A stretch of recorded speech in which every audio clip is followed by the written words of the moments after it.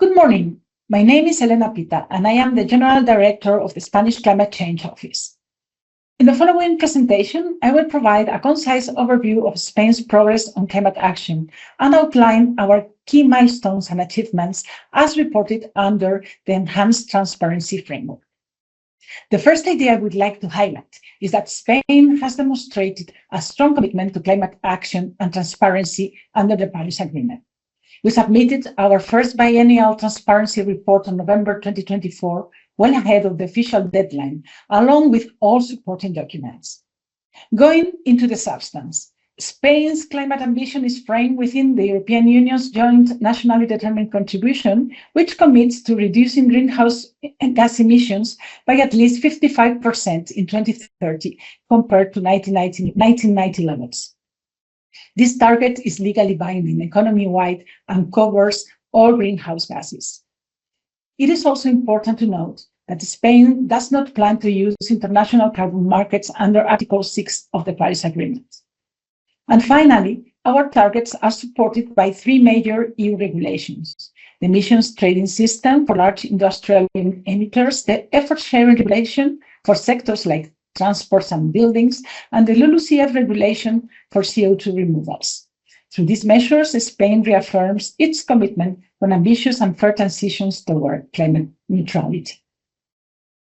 To provide some context about Spain's national circumstances, Spain is the second largest country in the European Union by land area and had a population of nearly 45 million in 2022. Our population is unevenly distributed with strong concentrations in coastal and urban areas. Spain has a decentralized governance system involving central, regional, and local authorities, each playing different roles in implementing climate policies. And finally, from an energy perspective, as shown in the maps on the left side of the slide, Spain experiences far fewer heating degree days compared to Northern and Central Europe, meaning lower demand for heating. However, we have a high number of cooling degree days, especially in the south, which translates into significant energy needs for air conditioning during warmer months. Turning now to the issue of greenhouse gas emissions. Spain has achieved a clear decoupling of economic growth from GHG emissions, which reflects significant progress in sustainable development and ecological transition.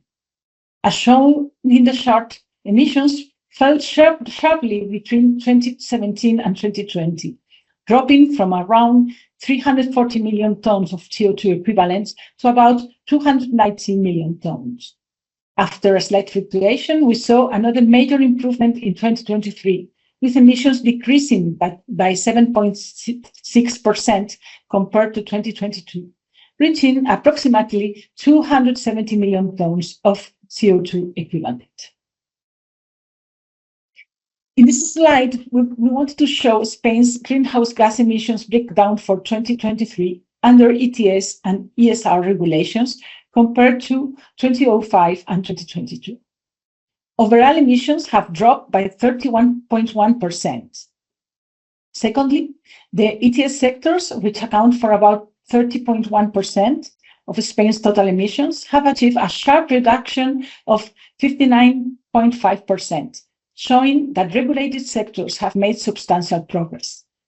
Aviation emissions also decreased slightly by 18.2%.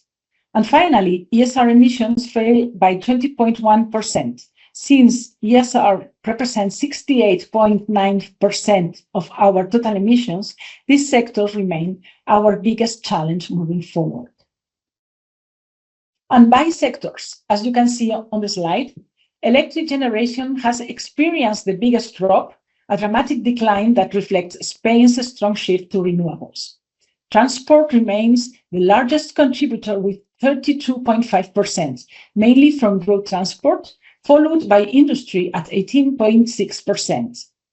Agriculture contributes 12.2%, making it the third largest source of emissions. Meanwhile, LULUCF offsets 18.9% of the total emissions. Industry has decreased moderately, while agriculture remains relatively stable, showing limited decarbonization progress, and residential, commercial, and institutional sectors show a significant reduction, indicating improvements in building efficiency and heating systems. Finally, waste is our lower contributor, and fluorinated gases remain a minor but relevant source. This slide represents Spain's greenhouse gas emissions projections by sector under two scenarios. The scenario with additional measures, meaning a scenario that includes new policies and measures beyond those already implemented, and the scenario with existing measures.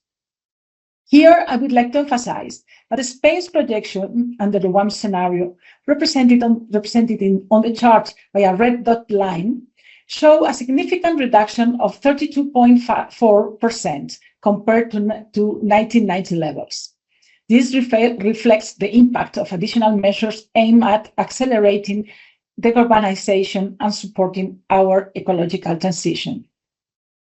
Now, I'm going to introduce Spain's strategic climate policy framework, which is built on several interlinked plans and instruments. At the core of this framework is the National Integrated Energy and Climate Plan, which sets quantified objectives for 2030. This plan includes more than 110 measures and evaluates socioeconomic impacts on employment, investment, and public health. Spain's climate policy targets have become more ambitious in the updated Plan 2023 compared to the 2021 version, and this new version pushes for higher renewable energy integration, improved energy efficiency, and stronger energy independence, reinforcing this commitment to climate neutrality. Apart from the National Integrated Energy and Climate Plan I just mentioned, Spanish strategic climate framework includes three other key plans. First, the National Adaptation Plan, which focuses on resilience and risk reduction. It is structured around four components: knowledge generation, sectoral integration, monitoring and evaluation, and stakeholder engagement. Its implementation is carried out through 5-year work programs. The 2021-2025 plan is nearing completion, and the next one is in preparation. We also have recently launched the National Risk and Impact Assessment, which has identified a high number of specific risks for Spain. The second plan I wanted to mention is the long-term decarbonization strategy, which sets Spain's roadmap to climate neutrality by 2050 with milestones for 2030 and 2040. It is currently under review. And finally, the Just Transition Strategy, which ensures fairness in the green transition, supporting vulnerable regions and sectors, and promoting employment, economic diversification, and population retention.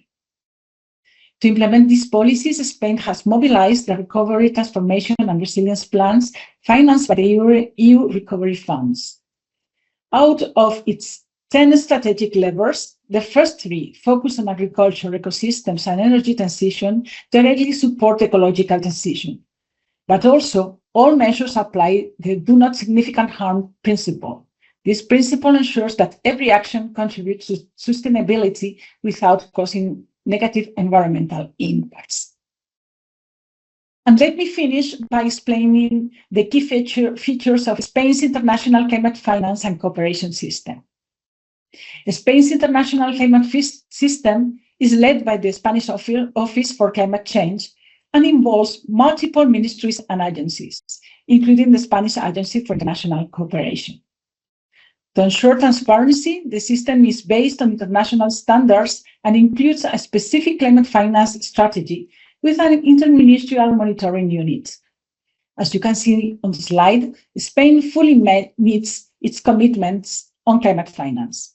Our financial contributions through bilateral channels amounted to $1.18 billion during 2021-2022, while multilateral contributions totaled $762.6 million.